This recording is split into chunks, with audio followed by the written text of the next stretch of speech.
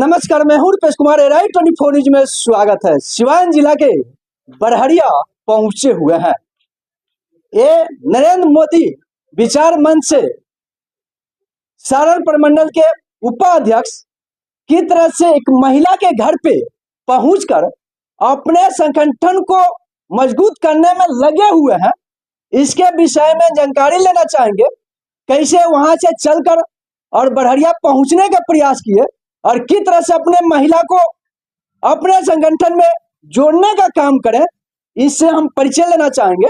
सबसे पहले right 24 news में आपका स्वागत है। बहुत बहुत सबसे पहले तो आपका धन्यवाद जो आपने समय दिया हमारे संगठन के लिए।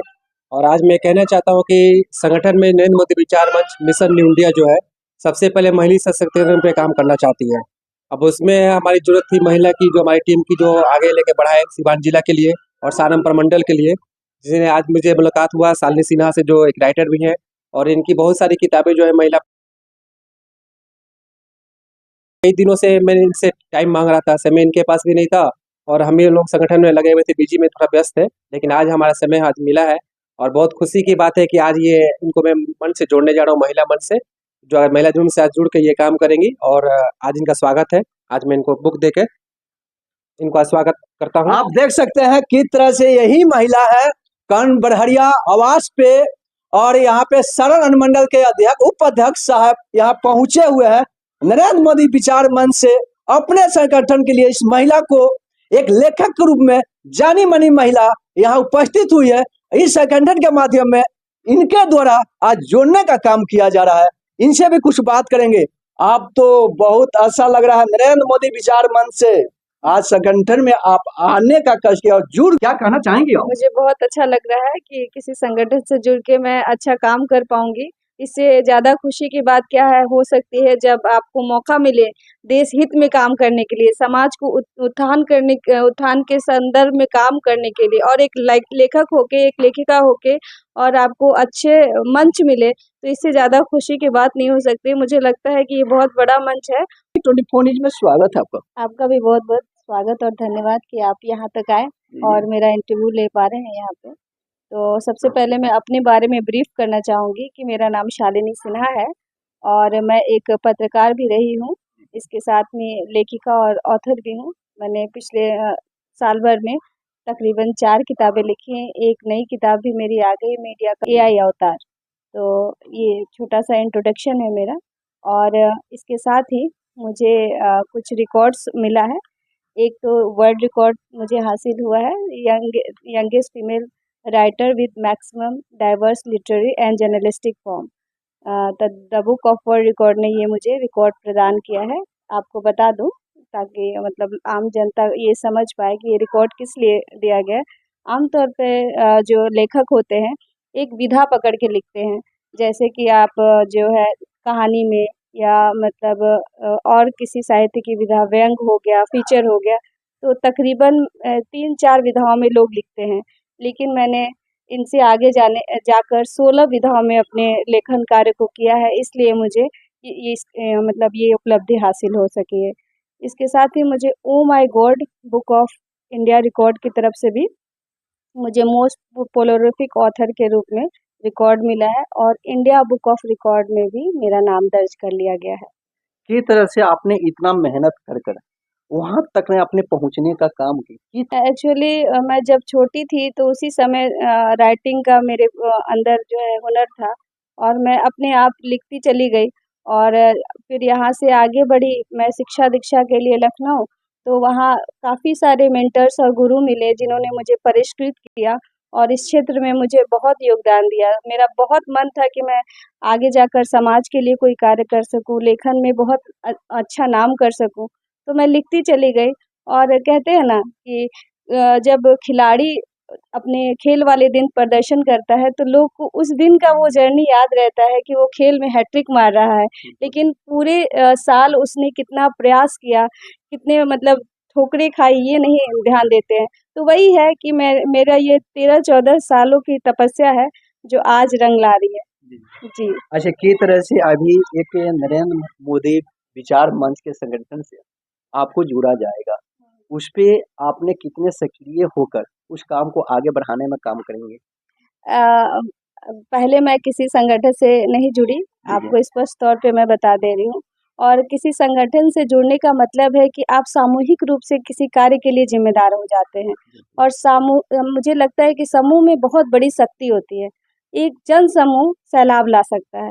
तो मुझे भी इस मंच से जुड़ने का अवसर प्राप्त हुआ है। मुझे लगता है कि मैं महिलाओं के मुद्दे पे लिखती आई हूँ और यहाँ भी महिलाओं के मुद्दों को उजागर कर पाऊँगी। एक लेखक तो स्वतंत्र होता है, उसके विचार भी स्वतंत्र होते हैं और मुझे लगता है ये मंच मुझे स्वतंत्र विचार रखने का भी मौका देगी, उसको सुधारने का और उसको अच्छे लेवल पे पहुँचाने का भी और सकारात्मक दिशा में प्रयास करने का मौका देगी। ये लेखक के रूप में बेहतरीन बुक कौन, सामने आपको कितनी बुक यहाँ नजर आता होगा, इस बुक में इन्हीं के लिखा हुआ ये बुक नजर आ रहा है। इसके बुक के बारे में इनसे हम और दिखाने का प्रयास करेंगे कितनी कड़ी मेहनत कर और बुकों को लिखना आसान नहीं होता है। उस हिसाब से इनसे बात करेंगे। ये कौन बुक आप लिखी है, ये बुक के क्या नाम है? जी, ये बुक का नाम मकीशा है, जो कि एक नवीन काव्य संग्रह है। तो इसमें कविताओं का संग्रह है। तो कविताओं की बात चली है तो मैं आपको एक अभी आपने बोला कड़ी मेहनत की बात, तो मैं एक लाइन बता देती हूँ। आलस से अपना फासला बरकरार रखिए, आलस से अपना फासला बरकरार रखिए कि मिलेगी मंजिल, हौसला बरकरार रखिए। यूं उकताने से हासिल कुछ भी नहीं होगा, यूं उकताने से हासिल कुछ भी नहीं होगा। सफ़र में मेहनत का सिलसिला बरकरार रखिए, सफ़र में मेहनत का सिलसिला बरकरार रखिए। तो कुछ ऐसी ही कविताएं हैं इसमें, इस पूरे बुक में, जिसका नाम मकीशा है, एक नवीन काव्य संग्रह। 113 कविताएं हैं। आप ज़रूर इसको पढ़ें और इसका आनंद लें। मैं चाहूँगी कि 1-2 कविताएं आपको और सुना दी जाए ताकि इसके आप में इनकी दिलचस्पी बनी रहे। तो मैं आपको एक और कविता अपनी सुनाती हूँ। एक घर दूसरे से अनजान नहीं था, एक घर दूसरे से अनजान नहीं था, जब तक इंसान इतना बुद्धिमान नहीं था। छोटे से घर में सारी खुशियाँ आती थी, छोटे से घर में सारी खुशियाँ आती थी, जब ये आलीशान मकान नहीं था। मालूम हर दिल का हाल करते थे, मालूम हर दिल का हाल करते थे, जब मोबाइल का नामो निशान नहीं था। पैसों की ललक ने ये क्या बना दिया, पैसों की ललक ने ये क्या बना दिया, इंसान इतना तो बेईमान नहीं था। असली जज्बात तो उस वक्त थे, असली जज्बात तो उस वक्त थे, जब पास कोई साजो सामान नहीं था। हम तब भी हम तब भी पहुँचते थे मिलने के वास्ते, हम तब भी पहुँचते थे मिलने के वास्ते, जब मिलना जुलना इतना आसान नहीं था। एक घर दूसरे से अनजान नहीं था। इसी तरह बुक में आप लोग देखते होंगे वीडियो के माध्यम से, इस बुक में कितने बेहतरीन कविता का लिखते हुए पहुंचाने का काम इन्होंने करने का काम की है। ये दूसरा बुक के बारे में थोड़ा सा हम ज्ञान लेना चाहेंगे। ये बुक है महिला मीमांसा, जिसमें महिलाओं से संबंधित सारे मुद्दों को कवर किया गया है, जो डे टू डे लाइफ में महिलाएं फेस करती हैं, और वो भी मुद्दे कवर किए गए हैं जो किसी को नज़र नहीं आते। आमतौर पे आप जाते हैं कहीं किसी भी मंदिर में, मॉल में, तो महिला के अनुरूप वो मंदिर मॉल नहीं बनाया होता है, वो पुरुष संरचना है। आपको जानकर ये आश्चर्य होगा कि मैं ये क्या कह रही हूँ। आप महिला हैं, मान लीजिए उनको मतलब बच्चे होते हैं उनके साथ, अब वो वहाँ जाते हैं तो उनको असुविधा होती है कि कहाँ बैठे, कहाँ क्या करे, कहाँ खाए, उन बच्चों को क्या खिलाए, क्या नहीं जाए महिलाएं ऐसी जगह, ये तो उचित नहीं है। तो उनको ध्यान में रखकर भी कुछ संरचनाएं बननी चाहिए। ये औपनिवेशिक काल की है, अंग्रेजों की काल की है, बनती चली आ रही है, उसी अनुसार बनती रहेगी। लेकिन एक लेखक है, दूरदर्शी विजन है, मेरा अनुरोध भी है सबसे कि जो भी संरचना आज मतलब बने, फ्यूचर में कभी भी बने, तो वो सोच के बने कि महिला है, वो शादीशुदा होगी, उसके साथ बच्चे भी आएंगे, उनको हर तरह की असुविधा होती है, बाहर जाने में, निकलने में, खाने पीने की चीज़ें नहीं मिलती है, मेडिसिन अवेलेबल नहीं रहता है, बच्चों को खिलाने की जगह अवेलेबल नहीं होती है, तो क्या महिलाएं घर से निकलना छोड़ दें? ये तो उचित नहीं है। तो उनके अनुकूल संरचना बनाए। ऐसे ही बहुत सारे बेटियों के मुद्दे हैं कि शादी के दबाव में बेटियां ही क्यों रहे। और एक और मैं मतलब अपनी बात रखना चाहती हूँ कि एक दफ़ा मैं इंटरव्यू देने के लिए गई थी सेंट्रल रिसर्च इंस्टीट्यूट में। तो वहाँ मुझे एक मतलब साइंटिस्ट मिले जिन्होंने मेरा इंटरव्यू किया। उन्होंने मुझसे पूछा कि आप महिला है, ठीक है, आपकी कुछ दिन बाद शादी हो जाएगी, तो आप तो जॉब कंटिन्यू नहीं कर पाएंगी।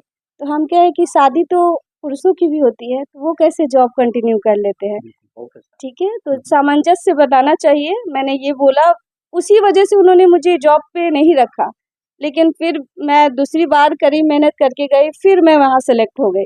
तो ये चीज़ है, मानसिकता भी बदलती है। तो ये दूसरी बुक महिलाओं से संबंधित सारे मुद्दे हैं। आप देखिए, महिला के संबंधित ये बुक बनाया गया है कितनी, और तीसरा बुक की हम लोग बात करेंगे। तीसरी बुक का नाम है मेधांश, आपको मैं दिखा दे रही हूँ। ये यूपीएससी जो बीपीएससी की तैयारी करते हैं जो बच्चे, और आर्टिकल्स और लेख का संग्रह है ये। तो जितने भी समसामयिक मुद्दे होते हैं उनको एक ही किताब में संग्रह किया गया। आपको बता दूं, जो भी तैयारी करते हैं ना बच्चे, तो वो न्यूज़पेपर से पढ़ते हैं। जो समसामयिक मुद्दे होते हैं उनके लिए कोई स्पेशल बुक नहीं आती है। तो मैं ये असुविधा खुद फेस कर चुकी हूँ, क्योंकि मैंने भी यूपीएससी की तैयारी की है। और वो दुर्भाग्य रहा या सौभाग्य मैं नहीं जानती, क्योंकि मुझे किस दिशा में आगे बढ़ना है ये तो ऊपर वाला तय करेगा। लेकिन मैं कुछ नंबरों से मेरा नहीं रह पाया, तो मैं सोच रही थी कि बच्चों के लिए भी कुछ किया जाए जो यूपीएससी सिविल सर्वेंट है या फिर पीपीएससी वगैरह की तैयारी करते हैं। तो इसमें वो सारे मुद्दे हैं जो मतलब आज भी थे, कल भी थे और आगे भी बने रहेंगे। जैसे वायु पोल्यूशन है, वो हमेशा मुद्दा रहेगा। महिला सशक्तिकरण का मुद्दा हमेशा से था। तो ऐसे कई सारे मुद्दे हैं जो हमेशा से बने रहते हैं। किसी भी प्रतियोगी परीक्षा की तैयारी कर रहे छात्रों के लिए बहुत बेनिफिशियल है। आप देख सकते हैं कि यहाँ खुद आईएएस ने रिकमेंड किया है, डॉक्टर हीरालाल आईएएस हैं, और दैनिक जागरण के जो है एडिटर है, इन्होंने सब लोग जो बड़े बड़े कोचिंग संस्थान के जो है लोगों ने इसको रिकमेंड किया है। जो प्रोफेसर हैं, इतिहासविद हैं, सारे लोगों ने इसमें शुभकामनाएं दी हैं और इस बुक को बहुत बेस्ट बताया है।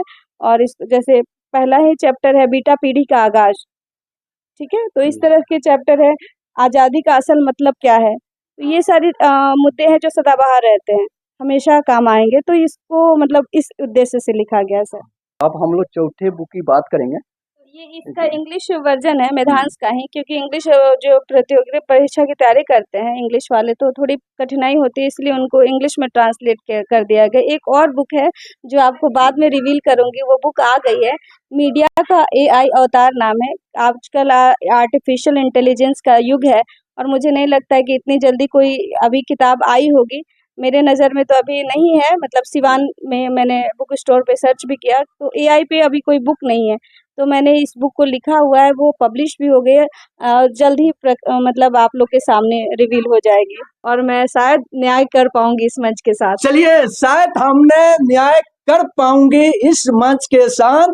ये संगठन आप दे रहे हैं, कहाँ पे नरेंद्र मोदी विचार मंच का संगठन इतने मजबूत से काम करेगी अपने सिवान जिला में।